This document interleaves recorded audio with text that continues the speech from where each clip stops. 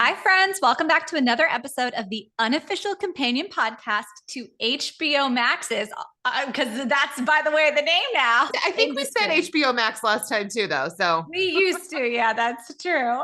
it's back to what it should have been. I'm Kristen.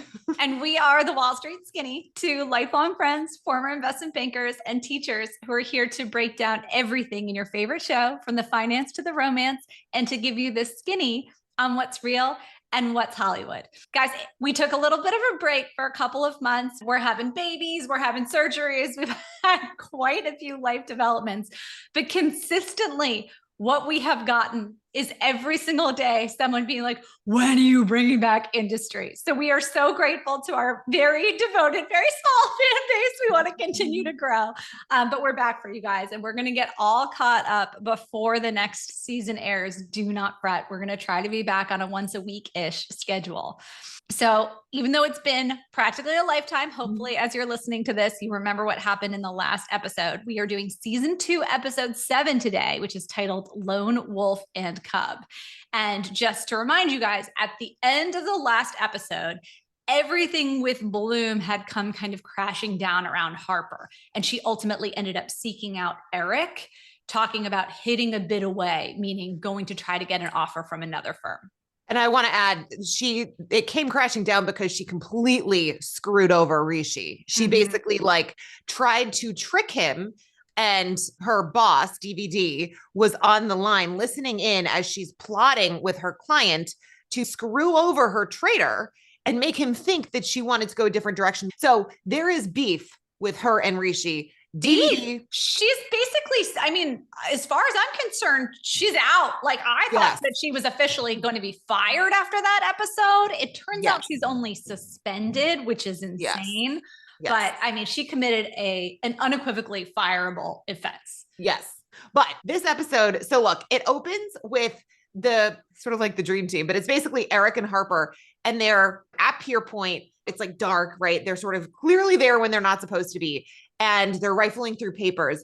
And Eric makes this comment that printing isn't a felony. Taking the printout is. So he basically tells Harper to print a whole bunch of stuff, take photos with WhatsApp to your personal phone, and then send them through so that everything's encrypted. He says, take org charts, take blotters, take position reports. I can bring coalition data from upstairs. Like, basically what they're doing is they're now trying to figure out how to position themselves to, again, get that bid away. He says, our jobs is to sell ourselves, but our real leverage is our color. And so they need to know what client owns what, who owns who, et cetera. And so as they're there, like I said, they're clearly doing something they shouldn't be. And from a verisimilitude standpoint, I mean, if you were suspended, your badge wouldn't work. It's shocking that Harper even got access to the building. This is what happens. And this is why when people get fired or suspended, they have security escort you out. So you can't do stuff like this. They don't want you sending anything home. And so the idea that they are getting client positioning blotters, meaning they want to know, okay, if this hedge fund owns this security, if somebody is short that or whatever, that's what they're trying to get a hold of. So they can go to a competitor and be like, we know everything about all these clients and their positioning. And that's what they're selling themselves as. Yeah. So as they're there, a cleaning person comes in and they're sort of like, hi. And then Rishi comes in. He has a black hat on. And my favorite is as he walks in, Eric says to him, any particular reason you're dressed as Kendall Roy? So obviously the nod to HBO. It was a nice little wink to the watcher who probably has watched Succession on HBO Max. The overlap of people who watch Industry and Succession is probably a concern. Yeah, the Venn diagram is like basically just one overlapping circle. Yes. So Rishi is coming in. He's on the phone with his fiance, Diana. They're trying to get ready for their wedding. But anyway, he looks up and sees Harper. And then he says to Eric, he's like, what the fuck is she doing here? And this is why when he initially walked in, I was so confused because I was like, wait, I thought they were on good terms because she did save the day with this giant block trade like 3 episodes ago or 4 episodes ago. That's ancient history, girl. History. Yeah, no, the most recent was she just massively screwed him over. And Eric defends her saying that she covers their biggest client. Well, hang on. So Harper thinks that it's just her and Eric as a team. No. Rishi thinks that. Harper thinks that. She doesn't know that Eric called Rishi in. No. Eric says she's the only reason I called you. Harper then pipes in saying, I told him it wasn't worth selling ourselves if we didn't have the best trader on the street. So she's playing to his ego Rishi replies, Totally he's like, agree. I see Yeah, through your he's like, flattery. yeah, But he's like, the way you actually, turn on a dime is sociopathic. Okay, that's possible. Maybe it was, but she didn't place yeah. the call to Rishi. He's Oh, surprised. of course not. No, because Yeah. he would have not taken her call. So of course it was Eric who did that. Yeah. But I think That's that fair. It could have been that's totally fair. yeah. So because she's so strategic, she's playing 4D chess a little bit. And like I do think that she knows that if it's a salesperson and like some person from like CRM, right, that's not enough to make that's them not a enough. very That's a very good point. Okay, package. so I'll concede that she brought Rishi in. I thought she totally just made it up on the spot and was just covering because she said, oh yeah, I only ran you over to placate Bloom. It wasn't personal. And I know a part of you respects that, which by the way, Rishi totally would respect that if it were true. It's not fucking true. She completely conceived of that idea independent of Bloom. And it wasn't at all at his behest. Yeah. So Eric and Harper are trying to convince Rishi that he should join up in their little team. And they're using, if you remember, the fact that there is this battle between London and New York to see which CPS desk will get folded into the other. And they're saying like, this isn't a merger, it's a slaughter. So Rishi thinks about it and then reluctantly says, well, here's my terms, right? So number one, he wants to make MD. Number two, he says he wants his comp guaranteed for 24 months, nothing tied up in stock, no BS deferrals. And yeah, so let's explain what this means. So a 2-year guarantee would be a typical ask for a trader switching firms. The fact that he says he doesn't want anything tied up in stock or deferrals. So the way your compensation package, just to remind you guys, is typically structured at these banks is a very low base salary and then some bonus that is a combination of cash, deferred cash, and deferred stock that vests over a period of time. Those cliffs can be very long at some firms or very short. Rishi's saying he just wants 2 years guaranteed in cash upfront. Nope, that's not happening this day and age. Like you're very unlikely to get a package like that. And the challenge with guarantees is you're effectively borrowing from your future compensation to get paid up front. You almost always get paid down after your guarantee expires because the bank had to fight to bring you in. Even if you're amazing, they're going to come up with some excuse of why they pay you down in the future once that guarantee expires. Right. And so I did like this whole thing where Eric replies, no BS, kings and queens. And Harper basically. Well, no, he says kings. And then he looks at Harper and he goes, kings and queens. And Harper's like, nope, kings is fine. Well, that was the whole point is that to Harper, she's like, I'm as much as a king as the rest of them. Like she's never been like, she DGAF about political correctness. That's always been her thing. I always like that about her. Yeah, same. So next scene, now we are out at dinner with Nicole and Robert. And Nicole is asking, like, is everything okay? And obviously, this is the most like bleak and uncomfortable looking client dinner I have ever seen. Oh, I just didn't, I didn't want to be there. I don't want to be watching them have dinner together. It's terrible. Well, and just to reset or remind ourselves of what had happened in the last episode. So Robert has this relationship with Nicole. She is very much his senior. I mean, she's probably in her like mid to late 50s and he's obviously like early 20s, but they have a relationship.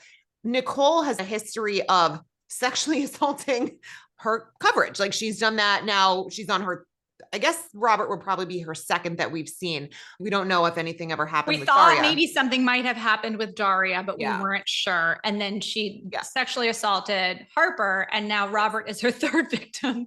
Who has or possibly second, but either way, there is a pattern. But the thing about Robert is that he has, for whatever reason, developed feelings for Nicole. And so he got wind of the fact that something possibly happened. Harper told him, remember, when they said, be careful. Yeah, something like be careful. Yes. Yeah. So he's been ruminating on this since. So he basically is sitting there almost like pushing his food around, sulking a little bit, and then asks, what was it like being covered by Harper? And Nicole just replies, who? So doesn't give her an answer. And then Venetia walks in. So Venetia is the first year, they call it the grad, who works with Robert, right? And both Nicole and Robert are like, why the F are you here? And so she explains that she wants FaceTime with clients pre-riff. If you remember, that's that whole thing where like they basically fire a whole bunch of grads for whatever reason. Again, it makes no sense, but like 6 months into the job. And so she wants to make sure that she at least is getting some FaceTime in front of clients. And so Venetia's basically fangirling her. Oh no, this is the most absurd thing ever. She comes in, she goes, I hope you don't mind me fangirling. I'd love to ask about your positioning in 2008. I did my dissertation on collateralized debt obligations or CDOs, which is Kristen, where you started your career. And I mean, the way that she is saying this is truly the way she's saying it, totally unironically, as though like, wow, I'd love to learn. Like, what was it like? And there actually was a trend on social media I about wrote a year the same ago thing down. that was like, yes. What was it like during the Great Depression? And that's how Nicole reacts. Like, oh my God, am I such a dinosaur? Because here she is, right? She's got her hot young sales coverage boyfriend, Robert, ignoring all of the total problems with their relationship. And here she is. And it's like, oh, what was it like, grandma, when like back in the day? And so she says, like, you're making me feel like you're talking about the Great Depression. And Venetia totally unironically goes, oh, it kind of was, right? This is that big milestone for the generation coming up that they were barely even born or conscious during. Yeah. So this makes Nicole feel even worse about herself, because now she's like the old matron who's being asked about this, and she's ruminating to herself like, oh, I'm really over the hill, aren't I? So she starts getting drunker and drunker and says, but it could be worse. We could be ugly, right? And so all of a sudden she pivots the conversation a little bit, right? Into like, oh, well, we're all beautiful people here. Like, right. And that's, well, it's a different vibe. Initially, she was sort of like, why are you here with Venetia? To then like warming to her actually being there. And also, not for nothing, but I do think that Nicole likes having smoke blown up her ass, right? Oh, She's of course. always been on this power trip. So at first it's like, oh, whatever, to like, well, if you're going to flatter me, if you're going to try to win me over, I'll let you. 100%.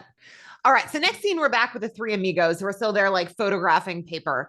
And Eric makes a comment that the Yankees groundwork is done. And so they're sort of like, what are you talking about? And he's like, it's safer to use code names, which is something that in banks, they do all the time. And I don't know if this ever happened in the sales and trading realm. In the banking world, I mean, every single deal that you are staffed on has some code name. So it's like, I remember when my roommate was in the transportation group was telling me, she was like, there's a really cool name that we have for this one deal that we're doing, Project Runway, right? But it would always be like project, like make up a name that somehow tangentially relates to whatever it is. And so as they go through, they start to refer to these different banks as like these different terms, although I could not for the life of me figure out who the Yankees were. Bank of America, right? But wait, Yankee is an affectionate term for an American, right? So like, if you think about, yes. I always thought it was just a Northerner. Like, isn't a Yankee a Northerner? Because of like, no, also relative to the Brits, the Yanks are the Americans. Oh, got it. Okay. Because as an American, I think of it's like you're thinking of the Yankees versus the Red Sox, or like the no. I'm thinking of Civil War. The Civil War. Yeah. It was like the Confederates versus the Yankees. So the Yankees were the Northerners. That's why I got confused. And then obviously you have the New York baseball team is the Yankees, but it's Bank of America. Yankees is the slang term for American, and that's got it. But that. Everything else was much easier for me to get. But again, as an American, it confused me. I think if you're from London, like it's a lot easier. So anyway, that makes sense, Jen. Yeah, it's also just a context thing. They also do go through a whole list of banks that they at the end mention by name who they don't name. Yeah. And I thought initially it might have been Goldman, but then they mentioned Goldman at the end. So anyway, we'll get to that. Anyway, so Eric talks about the Yankees and that we need to show up, perform, and it's done. And he's got some contact there named Douglas, who runs hedge fund sales, that he implies he goes way, way, way back with. So he's got a big relationship.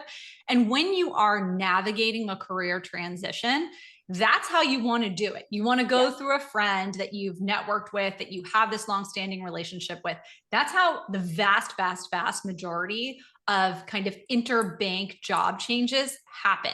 It happens much less with headhunters, although headhunters do play a part in the process sometimes. But this is like the dream where you know someone, they're super senior, and they're just going to bring you in.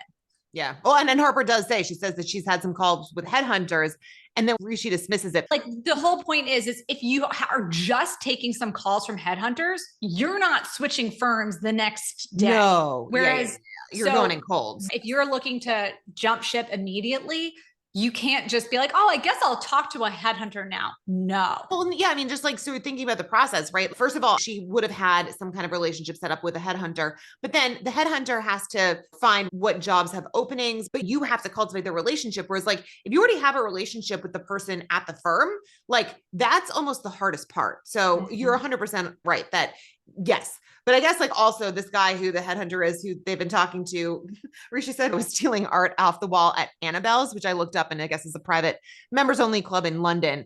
But most people talk to multiple headhunters. So I don't know. It depends. I mean, for certain roles, there's like one guy or gal who kind of is like the known entity versus like lots of headhunters doing the same role. It kind of just depends on like how niche and how specific the role is at the bank.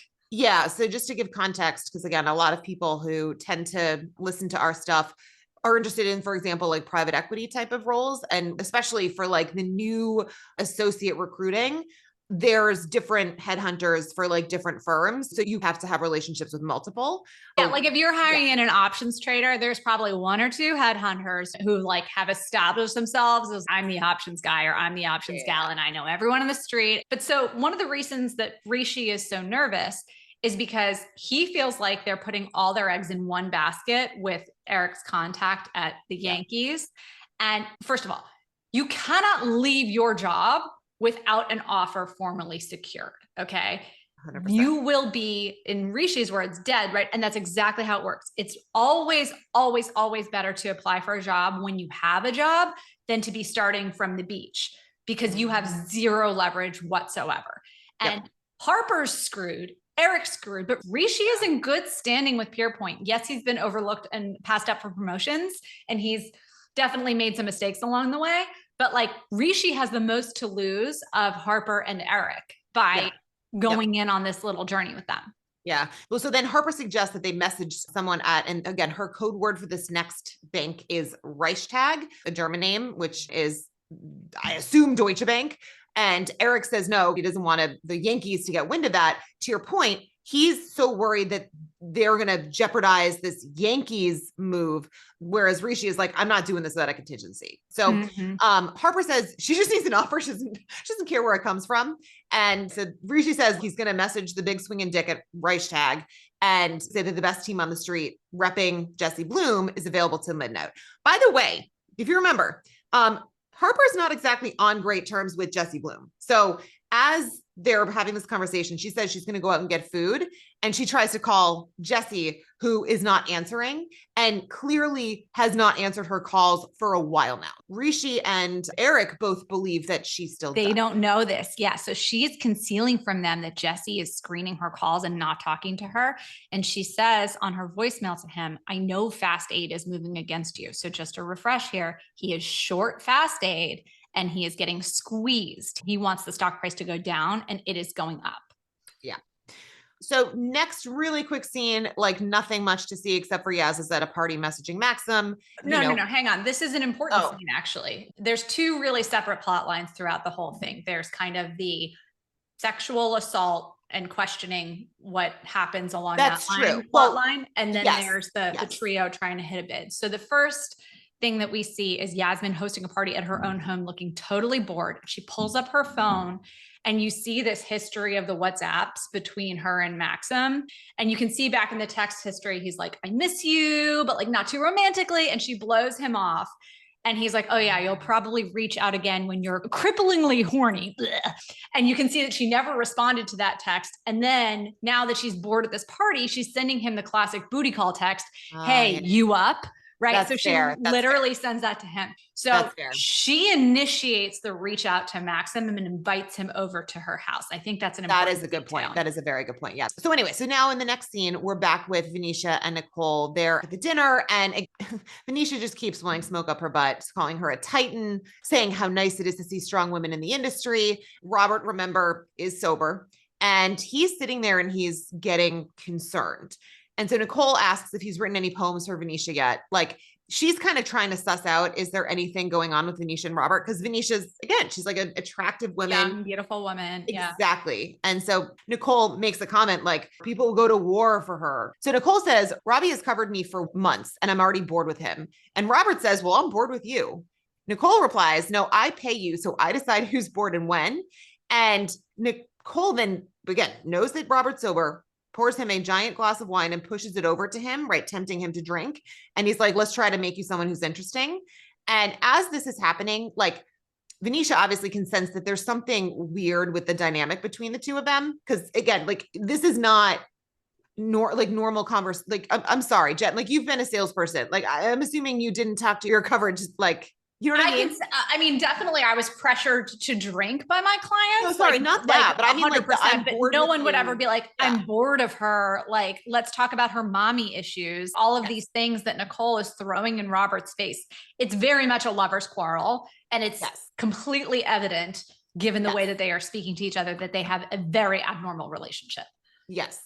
So Robert is kind of like, I'm not taking this abuse, basically, because Venetia, she's not defending Robert in any way. But she's Robert, milking it for all it's worth with Nicole and laughing at all her jokes, because her ultimate goal here, this is something that they've established as being a priority for the grads, for these first year analysts, is they have to have a client say like, I had an interaction with this person. Again, I don't know what this ridiculous framework is, but all she can think about is like, this is turning out great for me. This client seems to love me. Like, I'm getting FaceTime. She's complimenting me. This is great. Yeah. So Robert snaps for the bill, like, hey, bring it over. And Venetia says, go on. I don't need a babysitter. And so Robert obviously hesitates because he knows what Nicole is capable of before he's just like, you know what? Like, honestly, I understand like why he did this. Like they were sort of shitting all over him. He's trying to be protective. And she's like, leave me. And he's like, you know what? Fine. You can pay then. Yeah. And as Robert leaves again, Nicole takes a bottle of wine, pouring more for Venetia, says, this is nice. Have some more. And he ultimately walks to go get on his bike. Remember, he has that ridiculous motorcycle that he bought. I forget. I think it was season 1 or 2. Doesn't matter. But he thinks better of it. And then he goes back to the restaurant because he, again, at heart is a good guy and like wants to make sure that Venetia's okay, but they're gone. And when he sees that they're gone, he then calls Venetia and asks if she got home okay and asks him to call her because he's trying to check up and make sure that nothing happened, which, So now we're back in the next scene with Yaz and Maxim, and Maxim says that he like got up from the middle of a date to answer her booty call. To answer the booty call from Yaz. And Yaz asks why Maxim didn't tell her that Celeste is married. Again, remember, Celeste is freaking like Yaz's boss. And then he realizes that they slept together and Yaz admits it's a mistake, whatever. And he then asks if there was anything that Yaz wanted to tell him about Berlin. So if you remember, she had gone to Berlin and talked to Maxim's cousin who had been having an affair with her father and likely fathered her half sibling. Well, not only that, but he also says, not only should she not have done it, he's like, there's probably going to be some minor legal ramifications that I'll have to deal with, as always, cleaning up after you and your dad. So he's like scolding her, putting her kind of in her place. And then he evokes all of these shared memories that they have. Yeah. And then he tries to basically make a move on her, forcing himself on her. And she basically just like, what the, like throws him off. And Maxim apologizes, but this becomes very important for the conversation we're about to have later with point counterpoint. Yes. And remember, in the very first episode, Yaz had wanted her boyfriend to choke her during foreplay. And so when Maxim tries to be forceful with her, right, since they've slept together, this probably isn't something new. And he thinks he has license to do that. It's like, you called me. We're lying in bed, snorting cocaine together, or whatever it is they're doing. I am doing all this stuff for your family. Like there's this almost air of entitlement to him that like, well, of course, this is the next logical step. I don't need to ask for consent. This is just you and me, right? We can jump back in. And she's not on that plane at all. She's upset about Celeste. That's where her mind is. She's upset about what happened with the nanny, who is the mother of her half sibling or whatever. Yeah. They're on totally different pages and he doesn't realize that. He realizes it the second she pushes him off, right? Yes. And Yaz is just like, you know what? Fuck this. Kicks everyone out of her house. She's like, party's over. And she's super pissed and annoyed. Although she says party's over and nobody listens. So it's like one of these things where she's like, music's off, everybody out. And they just continue to like continue to party. But so back with Harper again and the three, I feel like they need a cool name. I call them the trio in my notes. Nice. So it's 5 to midnight and they had told Reichstag that they had until midnight to basically like hit a bid on this dream team. Which is absurd, by the way, because I'm sorry, like I'd be asleep if somebody was like, I have the best offer of all time. I'd be like, well, I'll check it in the morning at 6:30. I'm asleep. 100%. Especially since they were sending a LinkedIn message, by the way. If somebody's sending me an urgent, life-changing LinkedIn message at midnight, it ain't happening. I never see my LinkedIn messages until like 3 weeks later. But anyway, so Harper is getting a little bit worried. She's like, oh, they aren't calling. And Rishi's more confident. And so Eric says, let's not let it fuck with our momentum with the Yankees, right? Because what the Yankees are buying is confidence. And so Rishi says he's going to go in the next day to Pierpoint, right? Because he doesn't want anyone to realize that he's looking to hit a bit away. And so he then starts cracking jokes, and Harper is asking why he's so calm. And he makes this comment. He said, my dad said, if you lob something out into the universe, occasionally it will lob something back. And as someone who like kind of does believe in this idea of manifesting, I actually did like that, even though in this context, it's not like really that deep, but I also think he is also the one who still has a job and the other two don't. So, well, they're also going through the litany of excuses that he's going to give. And he's like, I'm just going to say I'm getting my teeth cleaned. And they're like, wait, you're going to say you're getting your teeth cleaned twice in the same day, right? If they're going to step out to take 2 meetings. And he's like, all right, I'll say I'm getting my arsehole waxed. God, I mean, yeah. And it is hilarious because when people are interviewing, all of a sudden it's like, how many dentist appointments can you possibly have in one day? The things that people will make up. They'll be like, oh my God, I like forgot that I suddenly have a broken bone. Like it's absolutely, this is spot on that people make up dentist appointments for this exact reason. You should be suspicious of anyone you work with who gets their teeth cleaned more than twice a year. 100%. So next scene, Yaz gets in the elevator and Kenny jumps in, like smile on his face. She looks hungover from her party. When he asks her how the job is, she says, it's great. It's where I should be. Meaning like I've achieved what I was working towards all along. But that's what she says. But her face doesn't show that level of satisfaction. It shows like this, like regret and like hesitation. Which like, how would it not? I mean, she literally like slept with her boss and then found out that her boss like is married. And anyway, so 100%. Yeah. So Kenny makes this comment that he had this Oscar winner come into the office. The Oscar winner said, the day after winning, I looked at the statue and I thought, thank God I didn't spend my entire life pursuing this because I feel exactly the same. And there was other episodes where we talked about this. I think it was like with regards to the brother and like some other stuff where it's like when people work really hard to achieve something and then you get there, this happens to Olympic athletes where it's like the worst day of their life is the day after they win the gold medal. Because it's like they've won and it's like, well, now what? You know, like you've hit the peak. Like there's nowhere to go but down. But downhill. Yeah. And so as he says this, he then starts to tell her how he's been thinking a lot about step 9. He is on this like AA journey. And I guess step 9 in AA is make direct amends with the people who we've harmed, except if doing so would injure them.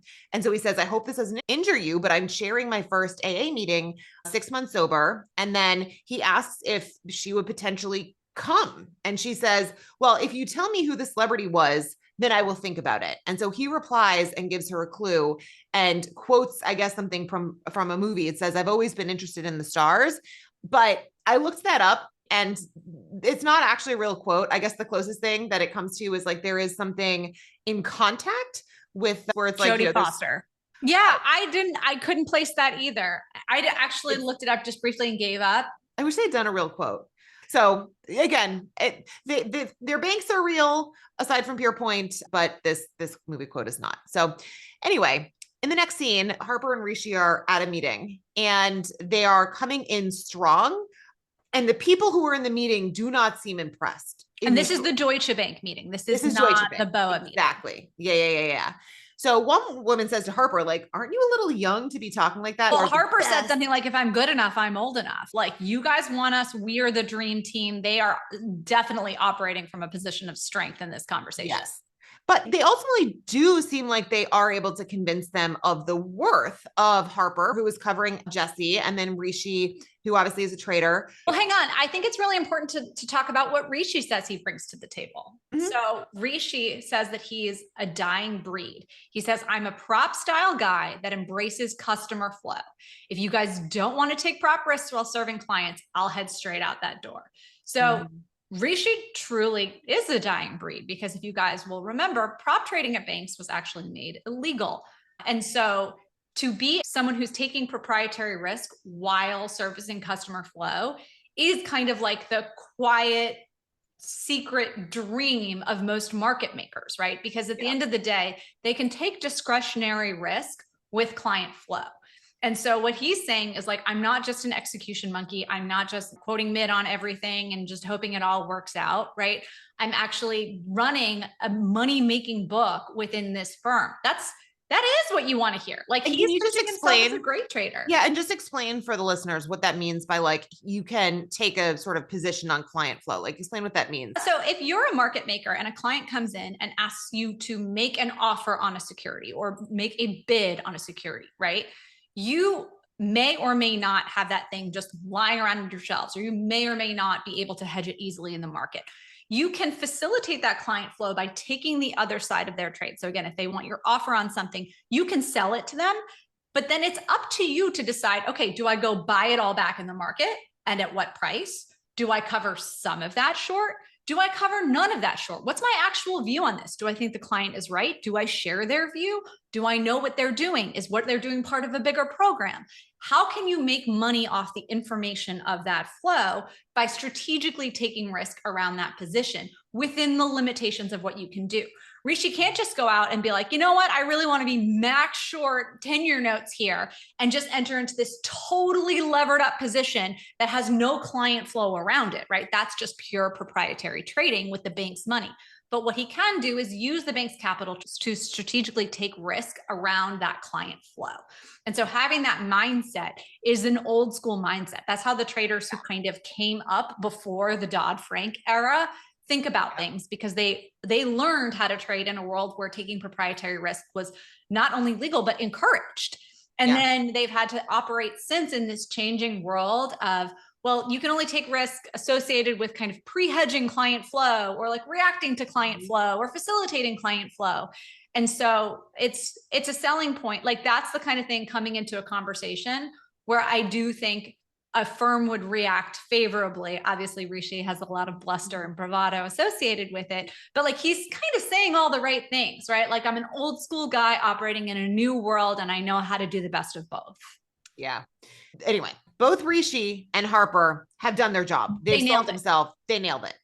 Eric has not. And they try to start to ask like, cool, we see the value with you two. What does Eric bring to the table? He just seems expensive. She asks, what do you bring to the table? And he just goes, experience. And like, but thinks that he can just like say one word and that does it. And then he says, we're deigning to meet with you. Like you're so beneath us. Well, and he says that. He says, we're punching down, make us a good offer, and we'll upgrade you by our very presence. And it, shocker, doesn't work well. But I do think that for him, he doesn't want this, right? He didn't want to go into this meeting to begin with. He didn't want there to be any wind of this possible meeting, getting back to Bank of America and jeopardizing that potential move. And then for him to be sitting here and feeling like he's being insulted by someone who is beneath him, like to him, this is something he's doing just because he wants to make Rishi happy. Or I should say, Rishi was like, I'm not going to have a meeting, period. I'm not going with you guys without contingency. At the same time, it's fucking dumb. Look, if you're interviewing, first of all, always be kind to people in general. Just because you think that you're too good for XYZ thing. We've said this before. The industry is small and like people move around. So like, that's fucking dumb. But also you want to have backup offers, period. Like he doesn't know if this whole thing with freaking Bank of America is going to work out. Well, it further shows how much he's miscalculated his leverage, because when they're interviewing Harper about what she brings to the tables, she says, I cover the world's largest hedge fund manager and he never screens my calls. We literally just saw him screen her call 5 seconds ago, and we know that he hasn't been answering her. So when Eric walks out, totally unbothered by the fact that he's just torpedoed this meeting, he says, oh, we have the giant squid, right? To Harper, referencing her relationship with Jesse Bloom. The whole thing hinges on Harper bringing this relationship to whatever firm they're going to.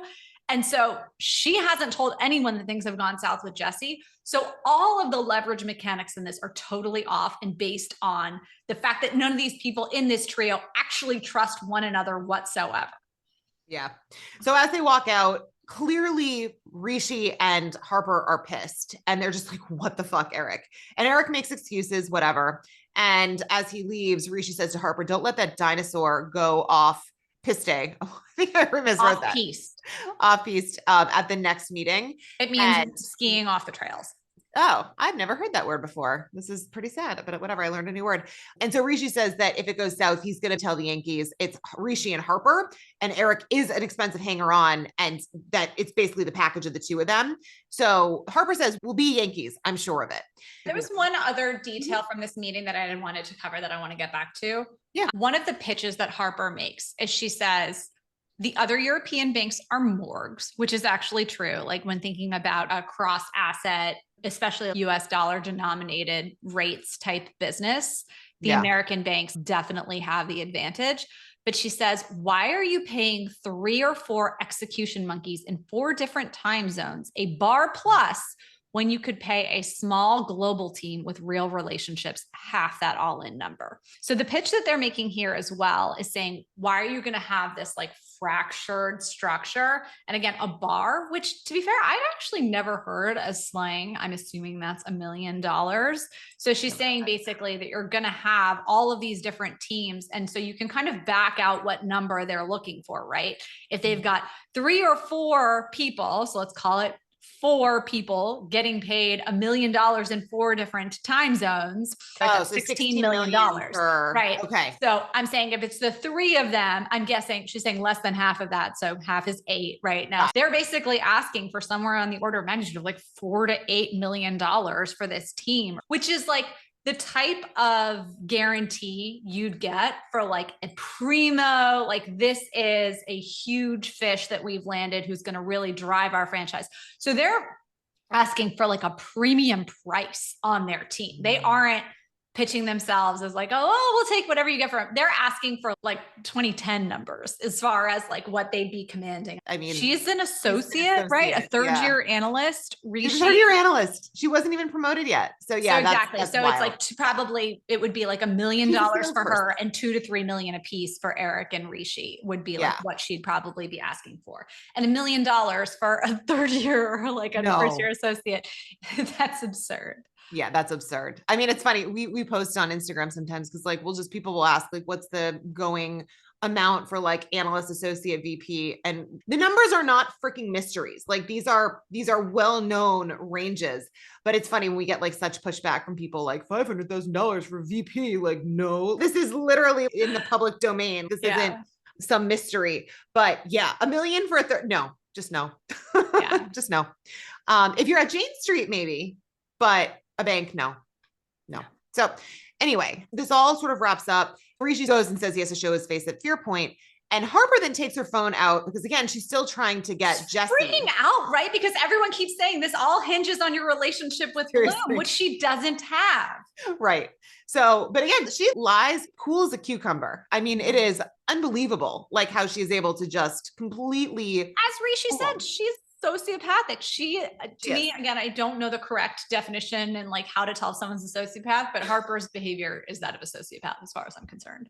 I mean, it's great for poker, right? It's great for the field that she's in and what she does, but I mean, it is sociopathic. Why anybody believes her is beyond me. Like this woman has shown nothing but a pattern of lying in like the most self-serving way. I don't know why anyone would ever hitch their start. I know. So yeah, so she takes out her phone, tries to obviously text Jesse, tons of texts that have gone to him that he has ignored. And then she decides to call Gus because Gus is still working with Aurora, who is like something MP in the government. Yes. Yeah.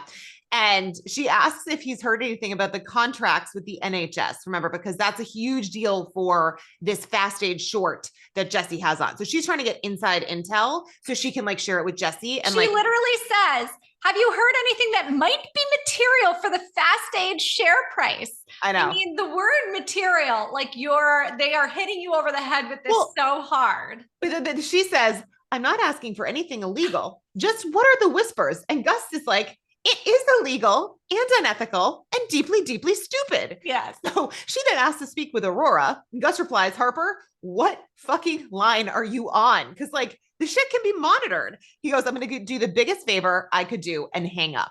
And as he does that, we realize that he's actually at Jesse's house. So he walks into a room where there's like rap music playing. Jesse's in some like giant castle that he's clearly bought or rented. It's awful. But his office is this huge room. It's like an old library or a ballroom or something. It's a 2-level thing with a balcony around the top that's empty. except his trading rig and a basketball hoop. And his trading rig, by the way, has like 12 to 15 Bloomberg screens. Like it's huge. It's a good size rig. But so anyway, Jesse, he's in this huge room. Gus walks in and he asks Gus what his actual name is. Gus says it's Augustus Saki. And Jesse then makes a comment. He says, well, what do you think Leo might name his fund if he goes into finance? Remember, Leo is his son who Gus is sleeping with. And Gus is like, I don't think he wants to like go into finance. And the more you push, the more he's going to back off. And so Jesse asks, are you lecturing me on abuses of power? The guy I hired to tutor my son who slept with him? I mean, I'm rich enough to be a Democrat, but you think that sits well with me?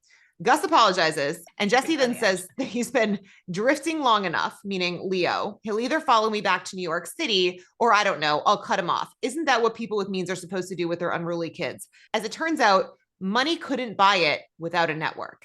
And then Jesse hands Gus this manila envelope full of cash. And Gus is like, there's a colossal amount in here. Because remember, right, what he's talking about is he had this massively unmotivated son in Leo. And Gus ultimately was able to get Leo excited about applying to Oxford, where Gus was an alum. So Jesse says, yeah, I thought $30,000 would cover it. And Gus is like, but he didn't get in, to which Jesse says, yeah, but that didn't reflect in your tutelage. He tried, and I could tell he was disappointed, and he wanted comfort, even from me. We made some progress. So thank you. And as Jesse walks away, he says, just imagine what it would have been if he did. Yeah. So there's so much to unpack here. So first of all, the real reason, if you remember, we were introduced to Jesse's character at the beginning of the season was he was coming to London. He's an American investor who came to London to support his son during the entire college application process that was not going well, right? And his son, Leo, wanted nothing to do with him. But finally, at the end of the last episode, Gus convinced Leo to reconnect with his dad and be honest with him about the fact that he hadn't gotten in. And that was the big light bulb moment for Jesse when he doesn't really care about the fast age short. He really just wants this relationship and he chooses his son over Harper, right? So now we're seeing the fallout from that. The back and forth between Jesse and Gus is also super ironic because he's like, talking to him about what's appropriate while Jesse is wearing this shirt that very visibly across the front of it says, of course I come fast. Oh, I missed that. Yeah. And he's also paying Gus under the table, right? He says, I'm giving you this envelope of cash so that Her Majesty's tithe collectors can't get their hands on it. It's a very kind gesture from Jesse. And what he's really thanking Gus for is having brought his son back to him, right? And this whole back and forth about like whether or not Leo will ever pursue a career in finance, you know what I'm saying? Is like Jesse kind of musing out loud about maybe we will be closer and like all these things. And it just sets the scene for then a later conversation between Gus and Leo. Yeah. I mean, it's funny because Jesse, the one redeeming quality, we've said this from the beginning, is the relationship that he has and wants to have with his son. Yeah. All right. So next scene, we are with Celeste and Yaz in private wealth management land. And they're talking with some rich client who like wants to buy the Beach Boys back catalog and is into NFTs. Whatever. We should explain what NFTs are. So remember the timing on this episode. This was like immediately post-COVID at the height of the crypto bro, NFT, Web3, like everything that was exploding at the time. And NFTs are these non-fungible tokens that are basically like a digital record of ownership that is verified by the blockchain. And do you remember how big a thing NFTs were? And it would be like some picture of a monkey or something like that. And everybody like, oh my God, it just sold for however many millions of dollars equivalent. It's like the meme coin stuff. Yeah. Mm-hmm. And so the person that they're referencing this meeting coming up with is someone they're referring to as His Highness. Yes. And so one of the things that we learned about wealth that's been so fascinating is the really diverse series of investments that are happening in kind of the private market space beyond just like, I'm invested in private equity, I'm invested in private credit, but talking about the Beach Boys back catalog. When we were at the CASE conference back in September, we had a conversation about someone who was like buying the rights to Bruce Springsteen's original albums and stuff like that. That's something that is really cool that increasingly is the focus of these wealth management firms. It's not just like a 60-40 portfolio or whatever. It's really all these crazy structured private investments that I think are really interesting. Yeah. Although anytime I hear people talk about like catalogs and stuff, I'm reminded of the drama with The Taylor Scooter Swift Braun thing. and Taylor Swift. And then also recently it's been in the news that Justin Bieber possibly sold his catalog, like all of Yeah. the rights to his songs. Never But really followed the story with Taylor Swift and Scooter Braun. Didn't he like offer it to her or something like that? And she rejected the offer and just went and re-recorded everything? no. Taylor Swift, there's been massive drama with her and Scooter Braun for, I mean, decades, right at this point. If you remember, like way back, Kanye, Scooter Braun, Kim Kardashian were all close, and they sort of ganged up a little bit on Taylor Swift. So what ultimately happened is her music catalog was owned by somebody. Again, I don't know who the heck owned it. And he then sold her catalog to Scooter Braun. And she felt very betrayed by that because obviously the person that she had been working with like knew the history, and of all the people for her to have her masters be sold to, for it to have been sold to him, felt like a huge betrayal to her. Oh, I see. It is possible they asked if she wanted to buy it and she said no. I think he then offered to her for her to buy it from him at a profit, obviously, to where he had purchased it. And I think she said, F you, I am going to re-record everything. It was Demi Lovato who had the idea of you can also just re-record it. And she was like, great, I'll re-record them all. So that was the, yes. Got it. I can only imagine that Scooter Braun and Kanye West are no longer close. Oh God, no. I mean, no. Like an anachronism. Like hearing this story now, you're like, like a great, I mean, Kanye's turned into like a raging anti-Semite. But again, obviously, Kim and Kanye are no longer close either. Because, contentious divorce. But back in the day. Got it. Yes. And in talking about these people, one of the things that Celeste said that I loved is she says, really, His Highness, whoever this guy is a conduit to all the people he knows. His network is full of those who don't want to be anywhere near Forbes. The actual richest people are only interested in hiding their net worth. I absolutely loved that line because I think that is 100% correct. Yeah. Well, it's interesting. It goes back to actually, there was this whole conversation when Succession was on air about like quiet richness, quiet luxury. Yeah. And like Kendall Roy, in terms of their outfits, like the costume people on purpose would buy these really expensive sweaters and stuff. But again, non-label, right? The people who are wearing like Gucci and like walking around with their Birkins and all that, like they're not the people that are rich. Like the people that are rich are so rich that they own things that are expensive, but that don't announce it at all. You did that reel where it was like the hedge fund billionaire who's like shopping at Costco. Yeah. And every single person who saw it was like, there is nothing more true about this. But Yaz does make a comment when Celeste said that the richest people are only interested in hiding their net worth. Yaz says because they're afraid of being eaten, in terms of like eat the rich. And Celeste then changes the subject and says that Celeste kind of just looks at her like, because I do think, right, this was like during a moment when this show was airing. This was like when AOC wore a dress to the Met Gala that said eat the rich, right? This was a very specific cultural moment in time, 3 or 4 years ago. Sorry, tax, whatever. My assumption is that tax the rich came from eat the rich. Like it's all part of the same. Exactly. And you can see Celeste is just like, I'm sorry, what? This just doesn't, whatever the plebes are doing culturally doesn't affect me. You know what I'm saying? Like these people don't care. I don't care. It's not even worth addressing that comment. I also do wonder if it's a little bit more of like the American versus the, London. No, because remember, I mean, Yaz is British too, right? Like, no, 100%, but she might be more influenced culturally by what's going on in America. Whereas like, I think it's more just that she's young, because I think that the socialist leanings are maybe not stronger in America than they are in Europe and the UK. This is fair. So yeah. So then Celeste changes the subject and tells her that she's having a gathering at her apartment and thinks it would be helpful for Yaz to come meet people. And as they're talking, we then see Venetia coming to see Yaz. So Venetia, her body language when she walks in, by the way, this is Venetia who we were introduced to in season 1 as the obnoxious recruit who was like, are there any real females at the top? Blah, blah, blah. I have done a full 180 on Venetia now. I am so sympathetic to her character, but she comes in holding herself like this, like with her arms wrapped around herself, looking so scared and vulnerable.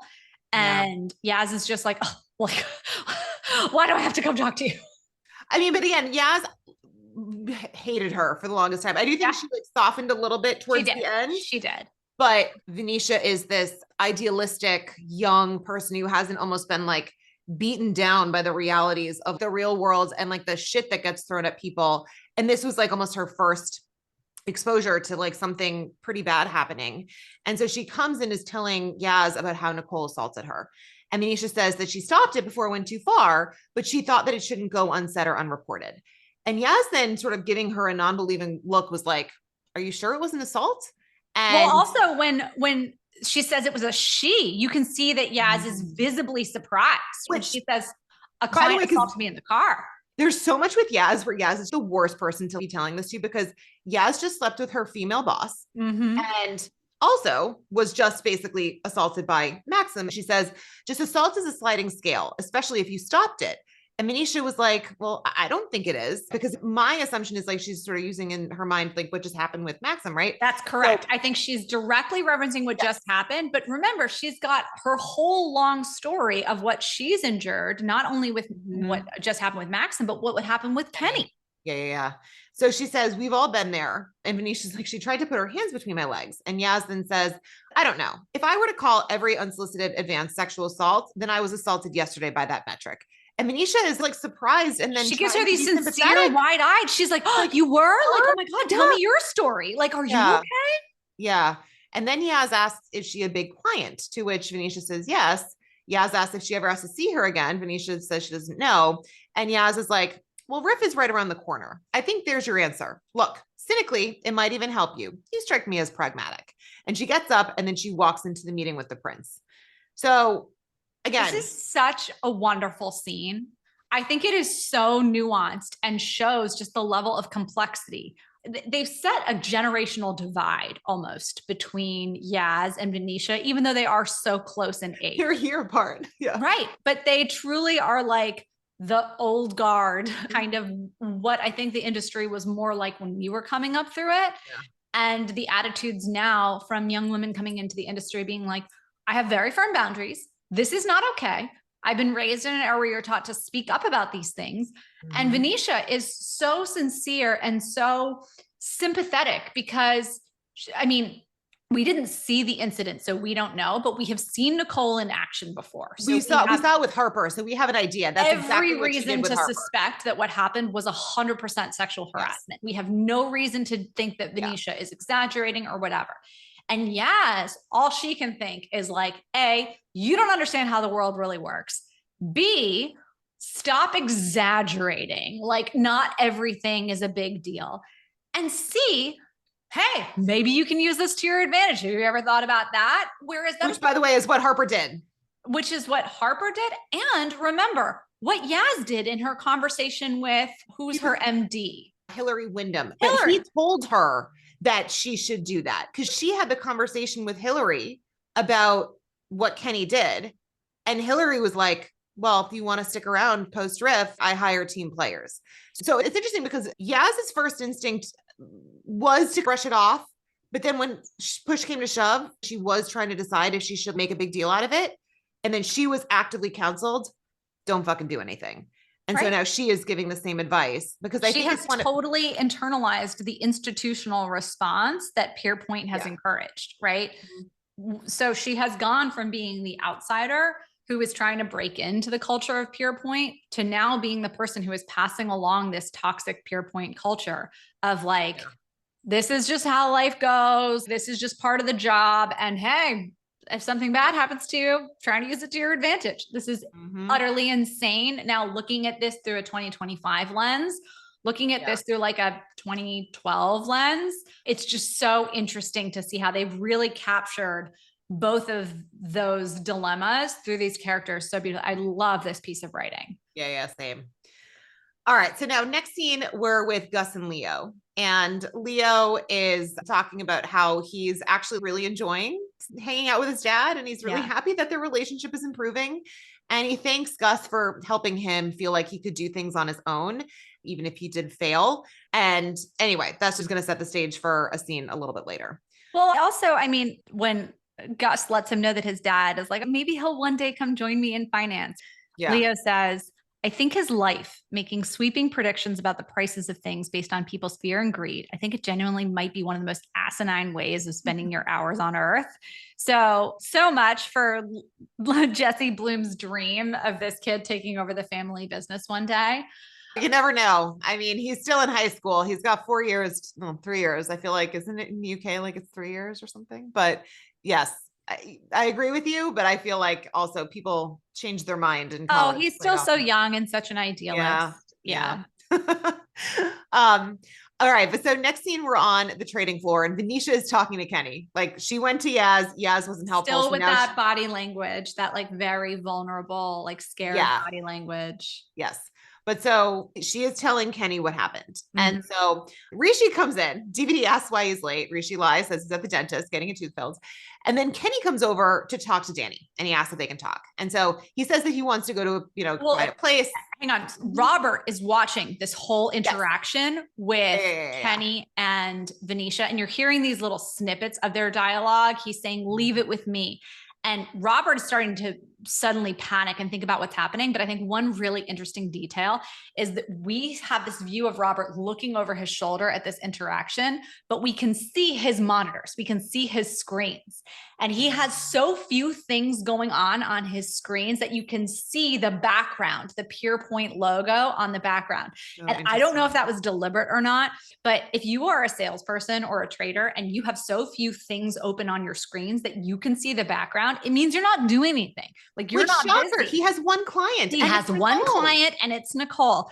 And so he still, by the way, like everything's going up in flames with Nicole. He has nothing else going on. And he's still not being a very good salesperson. Like even if his relationship with Nicole weren't so fraught with peril, at least have a couple market monitors open and maybe a spreadsheet and like your email, Right. I mean, I'm not entirely sure how he's not been fired yet, but that's a whole different conversation. Well, because again, I think Nicole is the only thing standing between him and a layoff. That's true. So Kenny comes over, says he wants to talk to Danny. And as he's doing this, he points to Robert and says, this involves you too. I love the way, by the way, that Kenny came over with such a respectful approach to DVD, both talking about like, hey, I guess I'm the senior guy here. I think you're the senior guy here. And he says, not sure we've met beyond head nodding, which is such a great line because that's exactly what happens on trading floors. You walk by these people that you've never actually like been properly introduced to or know or whatever hundreds of times, like on your way to the bathroom or whatever. And you literally just like nod at each other when you pass, but you have no idea what those people's names are. And it's like way too late to introduce yourself to be like, hi, actually I'm so-and-so. Like, I know you work in FX and I work in rates, but like we've never met. Well, even that interaction, which I actually think is really important, sets up that like there is such a vacuum of leadership. Oh, 100%. It was a bit, which is what they get into subsequently. So that's why I just wanted to flag it. 100%. But it's like they had, shipped he off. Says, since we're the de facto senior salespeople on the floor, and this is quite sensitive, can we hop off and chat? And that's, again, they are handling this beautifully. I think they're being like, hey, they are, but they also like don't know what they're doing. No. But I think, sorry, let me rephrase. I think that they are trying to handle it in the right way, right? I think that they are being like, okay, there's an emergency. There's no grownups around. We need to be responsible for this. 100%. But it does feel a little bit like they're playing house. Like that was how it came across. So they pull them into the conference room and they ask Robert what happened at the dinner.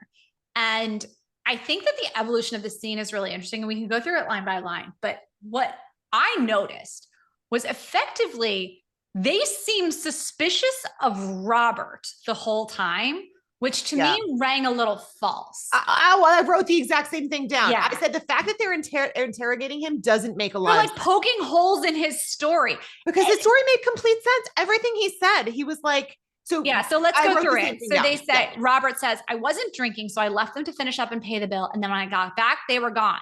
And they're like, why did you go back? I'd be like, okay, and then what? You know what I'm saying? Like, I would never be like, that seems so strange that you've gone back. There's any number of reasons that you could go back to restaurant. It was every single thing along the way. Kenny asked, he's like, you asked her to pay, but how does she have a corporate Amex? How is that possible? I will say this. So, because like Robert gives an excuse of I left my wallet. And then they're like, well, you left her to pay. She has a corporate Amex. How is that possible for a grad? Let's go back to episode 1, our first interaction with Nicole, where they leave Harper to close out the bill on that dinner. And I will say, I flagged at that point that it was unusual to leave a first-year analyst to foot the entire bill, and they might not even have a corporate Amex that quickly. But in sales, you do get a corporate card very early. I can see a scenario in which, because there's so many rifts after 6 months, that they might not give people. But Robert says, I gave her my credit card. And then DVD's like, well, you must have had your wallet in your hand as you left because you gave her your credit card, but then you forgot your wallet. I mean, truly, they are poking so many holes in this story that rings so false. It's like they suspect Robert and they have no reason to, because Venetia has not accused Robert of anything to the best of our knowledge. Right. So I had literally written down the same thing. I was like, why are they interrogating him? He's actually giving logical answers to the questions that they're asking, because like everything he did at the dinner, like he was actually trying to protect her. Yeah. And ultimately he's like, fine, you guys just want to sit here and like shit all over me. I'm not going to just sit here and be your whipping boy. I'm going to leave. And then she says, I don't need a babysitter. So he's like, okay, here's my, like it all makes, I totally agree. And Robert's sitting there during this interrogation, realizing his story isn't adding up. And they say like, and then you called her and you wanted to check that she got back all right, even though you left first. Like, it also made no sense. Like, of course he did. Yeah, of course. That's a totally normal thing to do. So then DVD asks him point blank, in all the time you have been covering Nicole, have you witnessed any behavior that made you or any person you work with uncomfortable? And Robert says no, but that's what they should have led with. They should have simply been like, have you ever noticed this thing? You're her primary coverage. You have better insight to this client than anyone. Is there a pattern of behavior here? Yes. And if he had seemed uncomfortable answering that question, then I could see them wanting to poke holes in his story if it felt like he was lying then. But it rings totally false that they would have been so suspicious of Robert. Right. And so then DVD says, well, this isn't an in-house peer-to-peer issue. It involves a client. And Kenny says the reporting channel's a bit fuzzy, but DVD says it became my responsibility the moment she told you it's unacceptable for her to attend a dinner and be unsafe. So they're going to escalate it to Adler, who's in town to meet with the desk heads pre-riff, and they're going to run it up the chain and go from there. But this is where it just felt like it was these people who had no idea what to do next. That's why I was like, it's like playing house. They're like, well, we're supposed to have a conversation. Now what do we do? Whereas if you had someone who was the adults in the room, whether it was a Hillary or a Eric, they probably wouldn't have done the right thing. Although again, by right, we'll see what Adler tells them to do. But it still just felt like they sort of were so out of their league. Like they were just like, wow, what do we, by the way, what do we do? Like in this day and age, that seems insane. The amount of compliance and sexual harassment training that you have to go through at these firms now on a very regular basis is tremendous. And so if you knew nothing else at their level, you'd probably be like, I think we should get HR involved, right? 100%. Like that's like the first thing that they'd probably think. Now we're going to elevate this to the head of the entire division. That makes no sense. So this scene rang false after everything else had felt so nuanced and true. Yeah. Well, I mean, and it's interesting. We had done like an Ask Me Anything on Instagram yesterday, and someone had asked about dating at work. And it's become basically like you cannot date anyone at work, period, full stop. I mean, if you were brought something like this, it should just be, okay, this is the policy. There's just no world where you don't go to HR. I mean, that's like, for them, such an easy thing versus let's go talk to the head of the entire division about this. No, go talk to HR. No, yeah, it seems utterly wild that would be the next step. So I think where they're going with this is they want to reveal these pockets of people who are trying to do the right thing, even if in a misguided way within the overall toxic peer point culture. But I wish we'd done better with this scene. That's all. I 100% agree. All right. The next scene is kind of epic. Oh my God. I love this scene. I am so excited about this scene.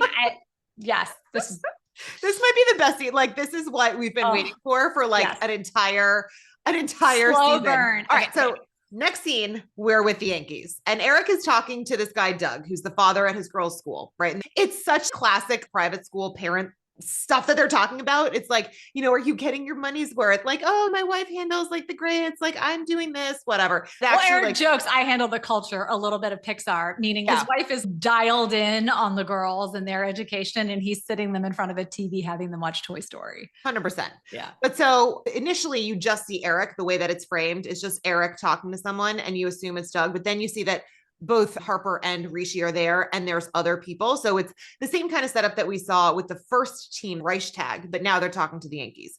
And so they have this conversation. It seems to be going really well. Like Douglas asked them to tell him what the holes are in their business, effectively saying, hey, please make the case for why we need to hire you. And Rishi says, you've over juniorized your trading desk. Accounts want to know that they are seeing the flows or getting the best price.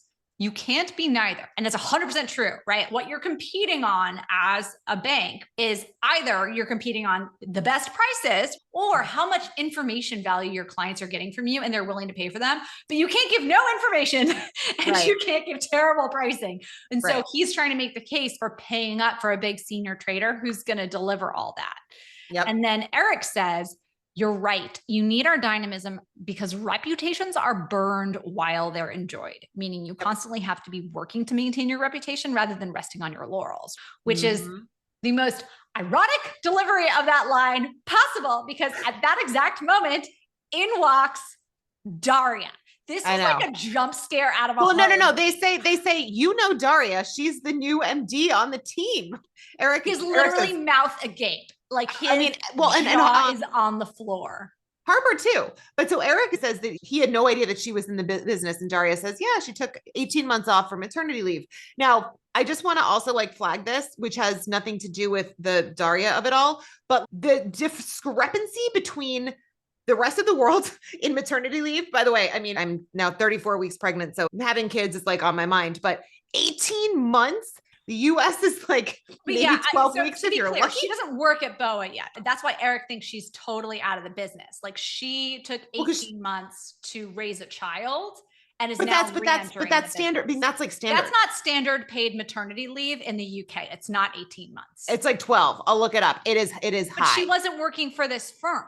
She wasn't. No, you're right. But this is standard because it might be covered by the UK government. It says eligible employees take up to 52 weeks, first 26 ordinary maternity leave, last 26 additional maternity leave.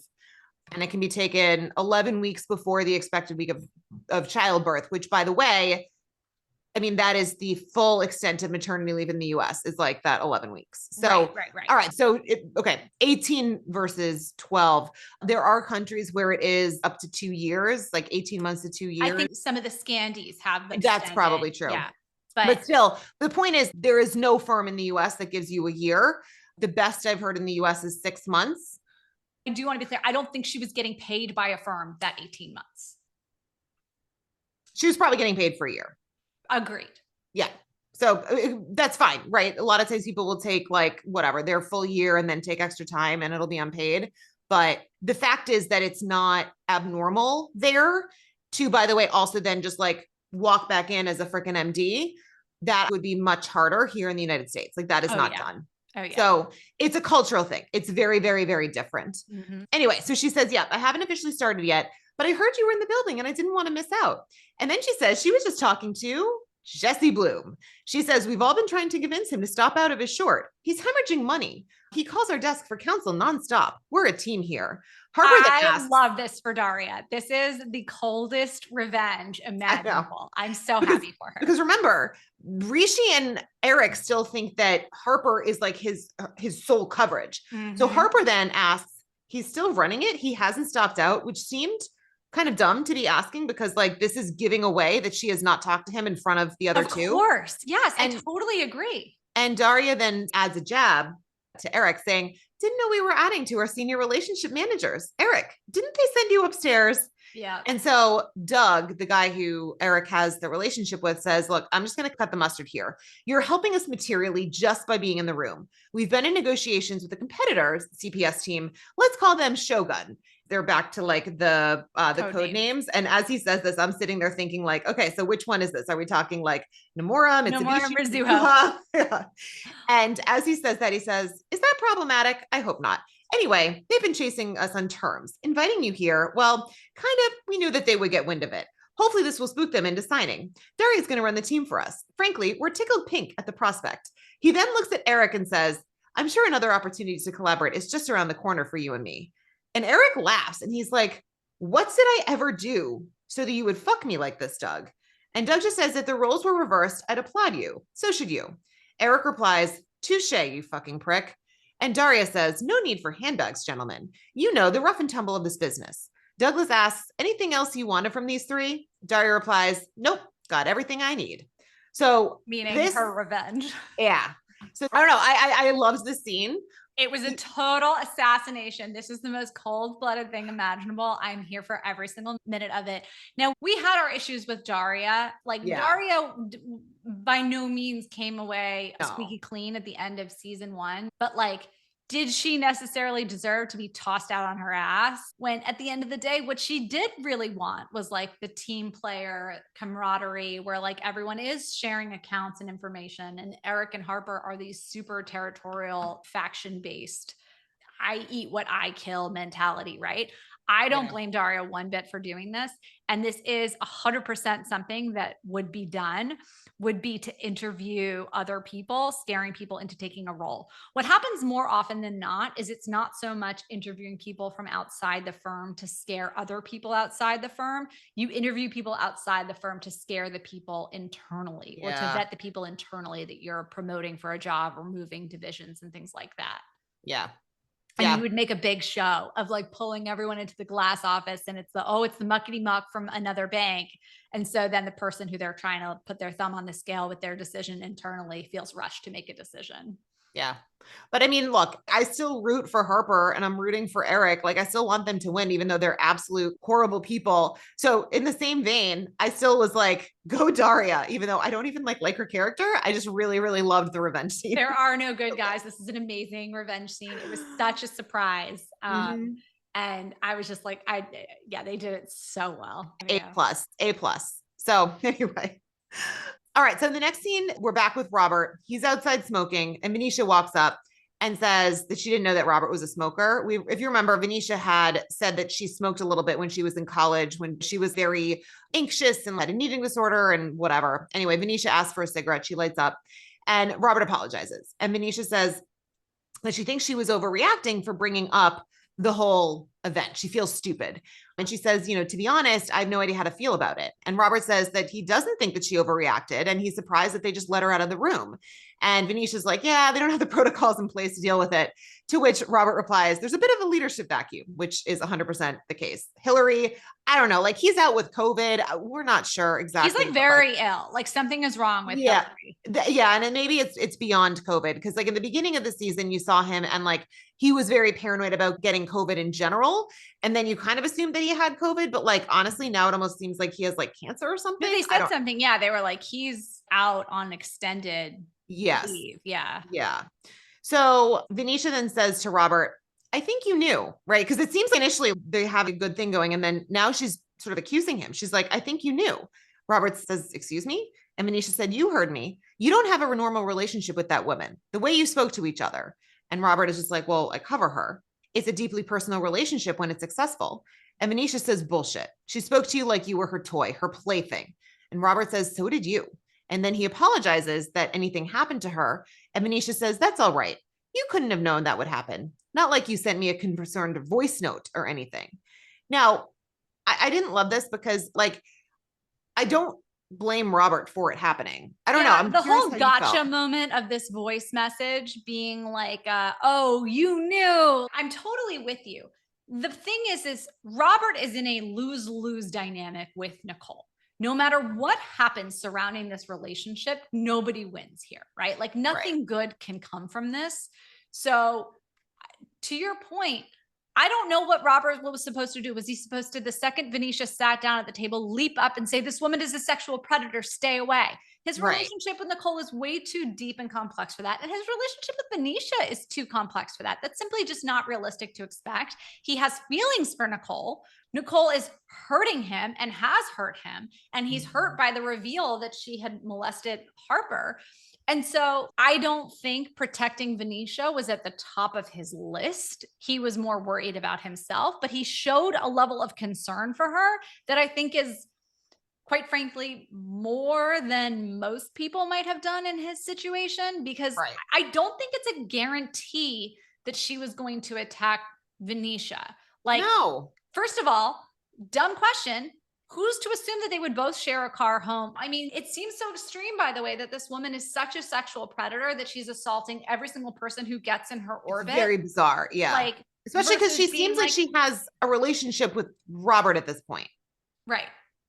So I'm with you. It's just one of these things where if you go back and you think, okay, I'm Robert and I rewrite history and I do the right thing, like, what is the right thing? I guess he could have stayed and just like gotten more abuse from both of them. Like, yeah. So I don't know. But again, it's a complex thing. I wish they had almost let it be complex. And everyone's insinuating that Robert knew and allowed this to happen. And I just don't think that that's what happened. I think that I think that he thinks the worst of Nicole. And I think he had a moment of realization of, oh, this could happen. Yes. And tried to do what the right thing was once he had that realization. But I don't think he left Venetia at that dinner being like, fine, you go get attacked by her. Like, I don't think that's what he was thinking, which is basically what they're implying. Right. So anyway, back on the desk, DVD and Kenny are talking, right? They're still trying to figure out what to do. Like, let's run it up the chain first and we'll see if we need to get HR involved, blah, blah, blah. And as DVD comes back, he asks where Rishi is, which back to like the comic relief here. So Robert says he's at the dentist. DVD's like, again? Like, what is going on, you know? He's like, what has he got? A fucking abscess? And Robert then says to DVD that he needs to talk to him because he lied and that he did in fact have a sexual relationship with Nicole. And DVD was just like, wow, that's thorny. Are you sure? He goes, are you sure? And Robert goes, what do you mean? Am I sure? And DVD's like, yeah, what a weird thing for me to say. I don't even know what I'm saying. It's mildly hilarious because it just shows like how much shock he's in. That, like, are you sure? Like, well, he says her of all the women, and Robert says, what is that supposed to mean? You think it was a dig at Nicole, like all this locked up old bag? I do. I think he more meant, as opposed to all the grads floating around, as opposed to all of your peers, a client. I think that's how I took it. Like, I didn't. He had the history with Yasmin. He had the history with Harper. He had all these messy relationships internally. And DVD has had these messy relationships internally. But the thing that distinguishes this relationship isn't so much the age, it's the fact that she's a client. I took it more of a dig at Nicole, partially being a female and partially being older. Mm-hmm. The thing is with Robert, it became consensual. And I think that he was surprised that it was. And I think there's probably more situations where a older man who is a client gets in a consensual relationship with a younger salesperson and people are kind of like, oh, okay. I don't think there would be the same reaction. Interesting. I could be wrong. No, I don't. Anyway, he says how unprofessional it is, which I thought was very ironic given his relationship with Harper. Well, I think what's happening now is all of a sudden this dawning of realization on DVD. He says it's deeply naive and unprofessional, but then he says that behavior will always blow back in your face. He is now not talking about Robert in my mind. He's talking about himself and about having slept with Harper. And I think he's starting to ruminate on that. He does say, by the way, that's the kind of relationship you have to disclose to the regulators. That's actually something I just don't know what the rules are around that. I know that obviously internally you have to disclose relationships. I would assume that if you are having a direct relationship with like the portfolio manager that you're covering, you would probably need to disclose that these days. Yeah. But again, lots of people were hooking up with clients back in the day, and it was never like analyst with a portfolio manager like Robert is, but it was definitely like junior person at buy side, client, junior person at sell side, that kind of thing. Yeah. So then Robert adds that he knew it was a pattern of behavior. He says he doesn't know the details, but he knows something happened with Harper when she first joined. Right. And DVD is then like, oh, fuck, she's been holding that in the whole time. So now he's like, he thinks he now understands why Harper is the way she is, right? Yes. He is now reading Harper's totally sociopathic behavior through the lens of she's a victim of sexual assault. And that's why this would drive her to behave this way. Maybe that's how Venetia might end up as a result of this. But that, I believe, is by no means what makes Harper the way she is. Harper refuses to be a victim under any circumstance. You're not going to call her a queen. She's a king. There's no special treatment for Harper. And so I think this reveals a deep misunderstanding that's developing 100%. In DVD's mind about why Harper is like this. 100%. That is a total fallacy. But it does open the door for him to be receptive in a little bit. Yes. So, yeah. All right. So next scene, we have DVD go up to Adler, who basically is like, why are you involving me in something that is so low level? He does not want to deal with this in his mind. Like, this is like a stupid, like, mosquito fly situation that he's just like, this is below I want to me. come back to that term, but he says, yeah, why are you involving me with something so low level? Which, by the way, I agree. Like, why are you involving the head of the department with this 100%. When there's like appropriate channels that you probably would get through before it gets to the department head?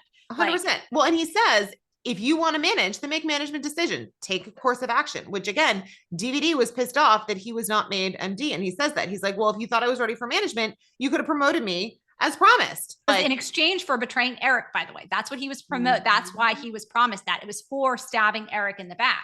Yeah. And Adler's like, wait a minute. I'm sorry. Is this about you or is it about the new hire? Like, who are you so upset for? Are you just upset for like how you haven't advanced or whatever? Or are you truly this white knight coming in campaigning on behalf of Venetia? Right. So DVD then says, look, the client did the same thing to other people. He did this to Harper. And Adler replies, that kid prints a ton of biz. He says, are you close? And DVD says, no, he just suspended her for fucking over one of their traders. And Adler says, he still wants her business in New York, but he doesn't want to have another HR entanglement given her history. So he doesn't want any more HR noise on the floor. And Mitty says, what I do in these situations is I sit on them. You think they fester, but in the end, they just go away. And DVD is like, you want me to bury it all? And Adler says, let it bury itself. He then adds that he has to put in the FaceTime with the new blood on Riff and fold London CPS in the million of redundancies with the New York CPS, which given all of that, that's when he then says, I don't have the minutes in the day for mosquitoes like this. So DVD then gets up and leaves. But like, yeah, I think it's so interesting because it's really telling about the rotten culture from the top down, right? Yeah. DVD and Kenny are legitimately trying to do the right thing. Venetia's doing the right thing. All Adler can think about is retaining Harper's production numbers and letting it blow over. And notice that he didn't say, I don't have time for flies like this or like a gnat or whatever. He says mosquito, right? Of all of the easy to kill little flying bugs, which is the one that sucks people's blood. And he's implying that this is going to suck the lifeblood out of his business by having to deal with this. How dare someone basically gum up the works with a sexual assault claim and more HR noise, right? Yep. So I think it's just super, super, super telling that the institutional problem is very real at Pure Point, and Adler is the vanguard for that old toxic culture. Yep. And all the people who are trying to do the right thing, they're the mosquitoes in his eyes. And I think that there's a lot communicated there. Yeah. All right. So now in the next scene, Gus is at Oxford and he's talking to a teacher who apparently they have Aurora in common. And they start off with this like lovely little chit chat.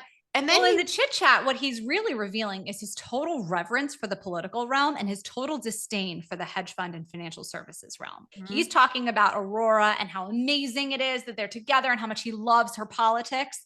And when Gus ultimately, which is interesting because remember they're conservative, which is like, but he's like, she's like a progressive conservative, right? Like True. As far as so he's like, oh, finally like a fresh voice or whatever. Yeah. And it's the opposite of what you tend to think about the politics of most of the university professor. Yeah, 100%.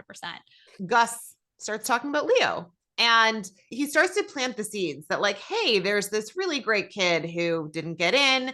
And again, starts sort of to ask, is there anything that can be done? Gus says that he's been talking to Aurora about how they can give back to institutions that shape us. And basically saying, like, if you do this for me, we will give you a parliamentary internship for your grads, right? And the teacher is then like, well, there was this one kid who landed a spot this year, but I can speak to that kid's parents about him potentially taking a gap year.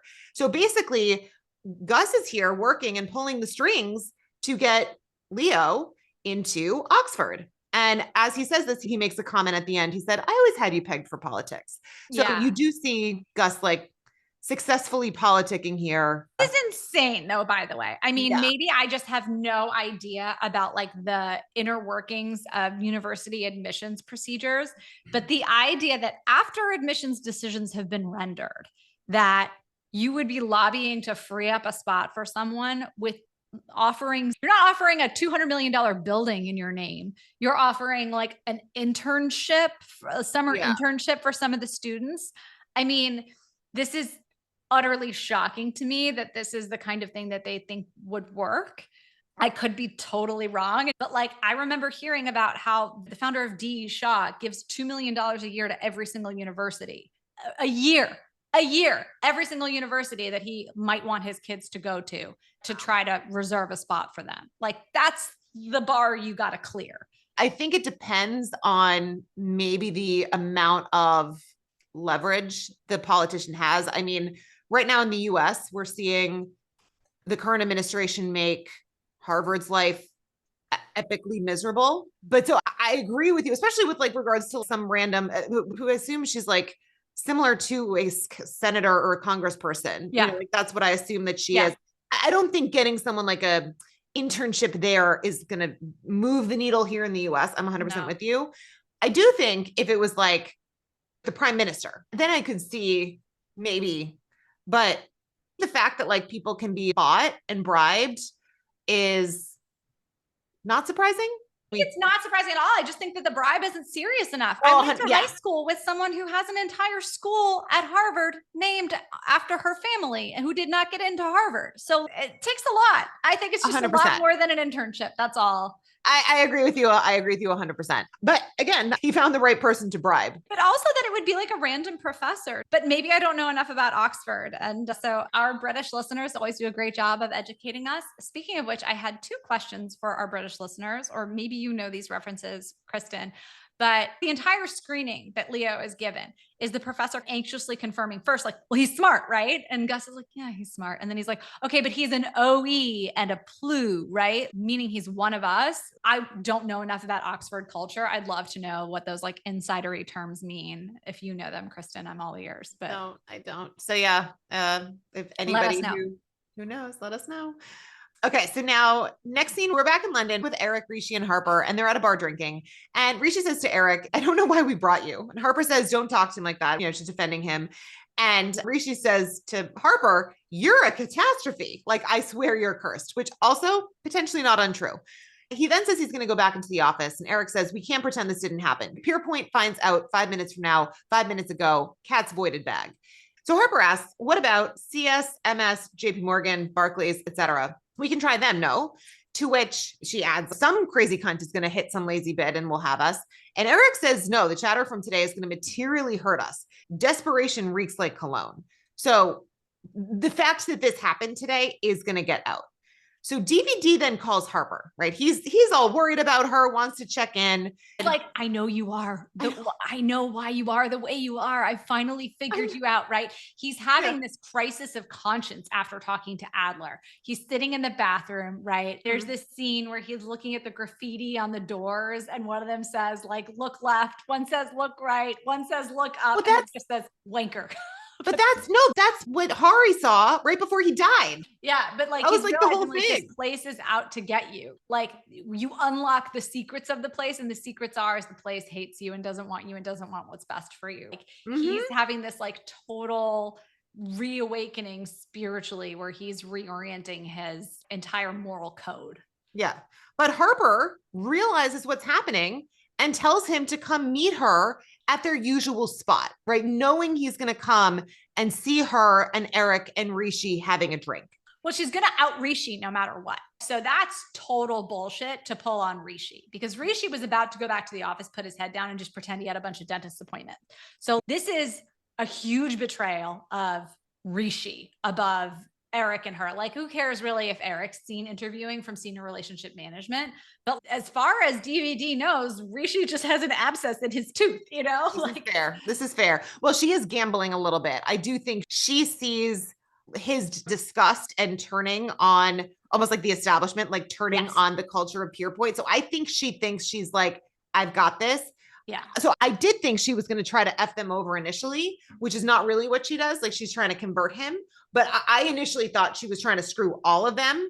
And she is. But yeah, I'm just saying, like, when you think about who has the highest stakes here, like who has the most to lose, it's Rishi. But no, 100%. She suddenly sees DVD as a lifeline, right? Because he says, I think I know why you are the way you are with me. I know people in this business have hurt you. I know you felt afraid to speak out. I'm getting a lot of pressure from above to bury it myself. I know it's a pattern now. It's the whole damn culture. But that's the whole thing. I feel a bit sick. That's like, but exactly. She knows she's like, that she now has him. Sure. Yes. Come on down. Like, I'm totally going to play this to my advantage. Right. Yes. Like, and actually it's kind of genius. Like I was like, oh, good job. Good job, Harper.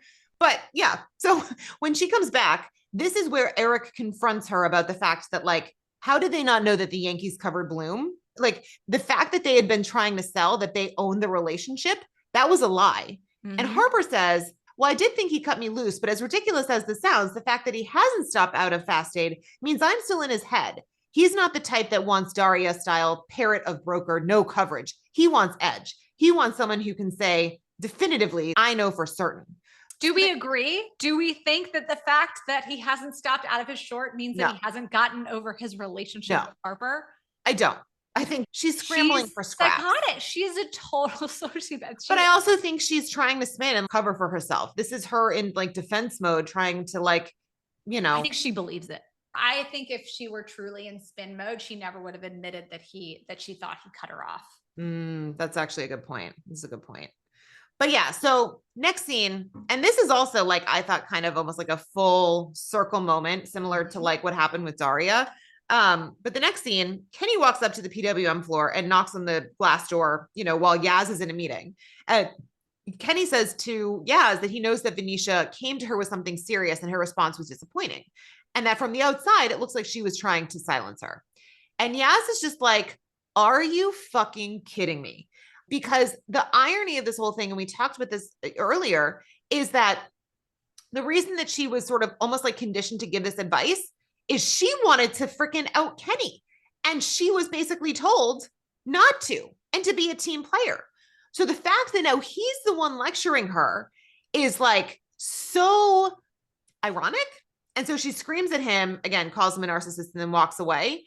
But like, I actually kind of felt that this whole episode there between the Daria of it all, and then even this little piece, I did think was this whole full circle moment where she finally was able to like, not get the revenge on Kenny, but finally put him in his place for what he did, because he did like turn into a better person. And I had been sympathetic with him this whole time, but she never was able to tell him off for that specific thing.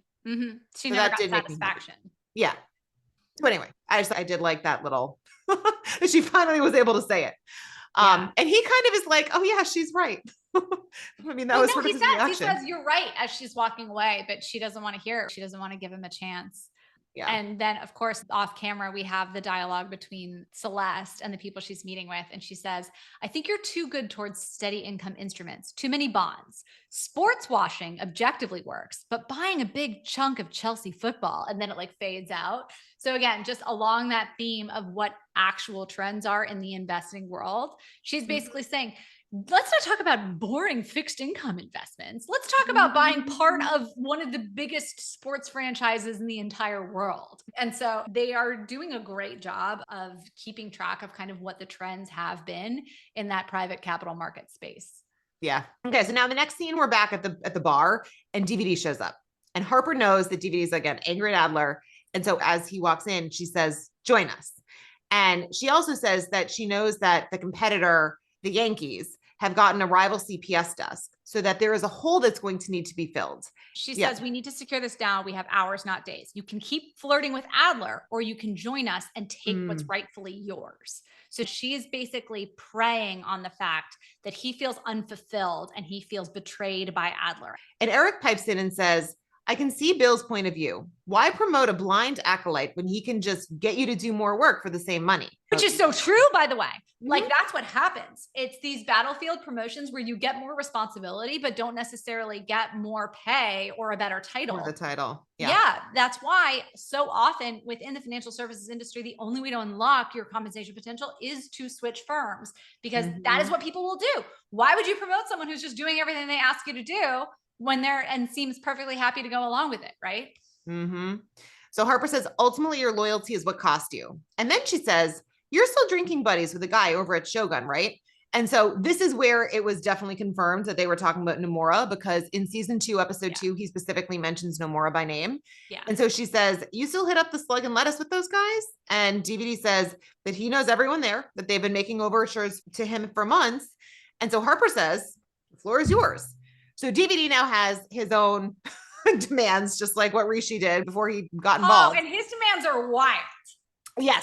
He says, you guys are really something else. He says, I'm an immediate MD. You all report to me. I run the comp pool. I'm paid like a trader, percentage of total commissions made, unlimited upside, old school. And Harper just says, we can do that. Can't we, Eric? And Eric says, we can. No, you can't. Of course they can't. But they're going to say whatever they want. First of all, no trader is getting paid a percentage of salesperson. Bid offer. No, I'm saying no trader is getting paid that, let alone a salesperson. Okay. Right. Like, yes, in theory, you are getting paid a total portion of like what comes in and what's captured in bid offer and P&L, because that's where the money actually comes from. But if you're getting a percentage, you're getting 0.00004%. It's such a small rounding error compared to the total P&L of these desks. So it's absolute BS that he'd get paid a percentage of the commissions. Again, he calls it old school style. And again, old school style would be only referring to equities trading anyways, like which was a fixed commission business. So like, no, you are not getting that DVD, especially as a salesperson, especially in the year of our Lord 2022 or whenever the hell this was filmed. Right. So DVD then adds, can you feign sobriety long enough for me to save your careers? To which Eric says, we'll fucking try.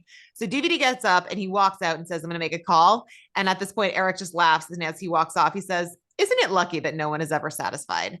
And so the brilliance of that line is that harkens back to the speech by the Oscar winner that Kenny had read, that when you get the trophy, when you get the thing, it's never enough. And that's what keeps the wheel of this business turning, right? That's what keeps these careers going. It's the total lack of satisfaction. And it's funny because the only people who get satisfaction in this are Daria finally getting her revenge. She has her satisfaction. And in a weird way, it's Yasmin getting the satisfaction of telling Kenny off, even though she's miserable. She has nothing that she wants. She thought she wanted this job. It sucks. She thought she wanted her boss. It's a terrible relationship. She used to think she wanted Maxim. Now that's all a mess. So like the only satisfaction that she gets is this like Pyrrhic victory of telling off Kenny.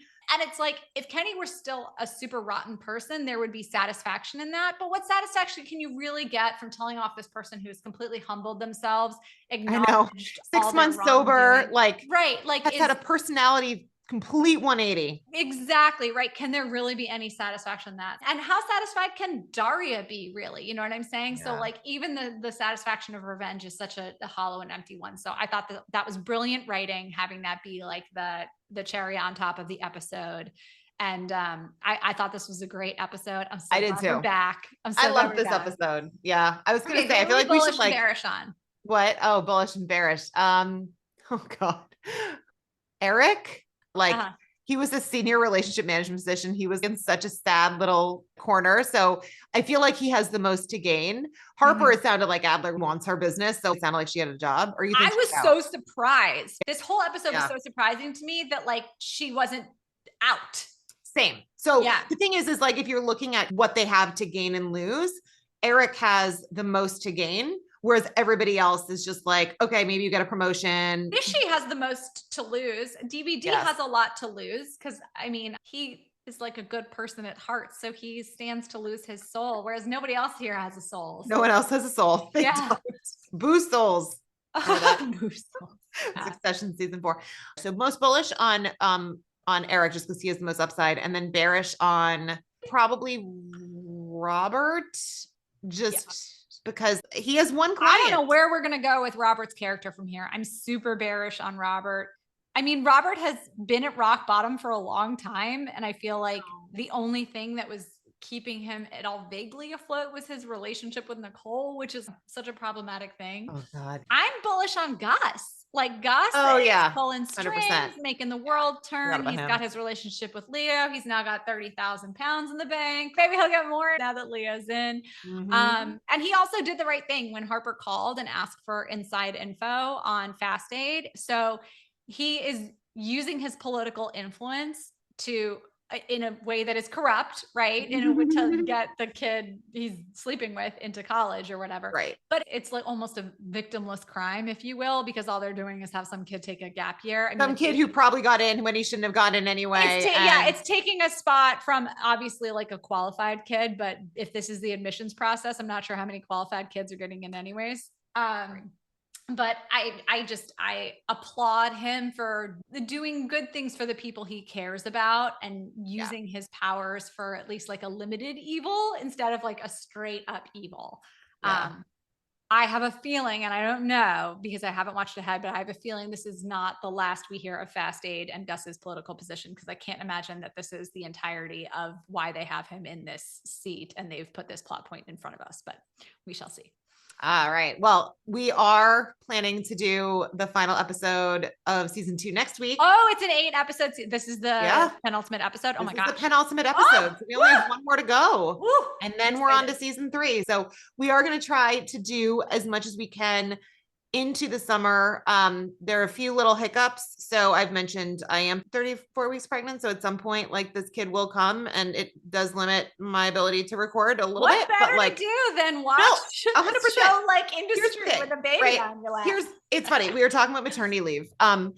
First of all, I think there is just such a different mindset in the US. Like I love my kids more than anything in the entire world. Like I hate pregnancy so much. I would not be having a 4th kid if I didn't love my kids to the end of the universe. But I also love working. I love what we do. And being able to like do both is so much fun. So there is no concept of maternity leave here. Like Jen and I, this is our own business. Our business is another little baby. This baby also needs some love. So whatever, like kid will be sleeping. Well, it'll probably take us like 5 hours to record because I'll be like, hey, hold on, I got to go feed the kid and then come back. But we will be getting through season 3. And any other announcements or anything else, Jen? For those of you who are not following us on social media or listening to the big podcast, I'm not sure when this episode is going to be coming out. This Thursday, May 29th at noon Eastern time, we're having a free live Excel masterclass to get you ready for either starting your full-time job or your summer internship, taught by none other than Miss Kristen herself. So sign up and reserve your spot. It's totally free, and there will be a 48-hour free replay. So we're so excited to be back, guys. Thanks for your patience while we were away, and we'll talk to you next week. All right. Awesome. Thanks, guys. Bye.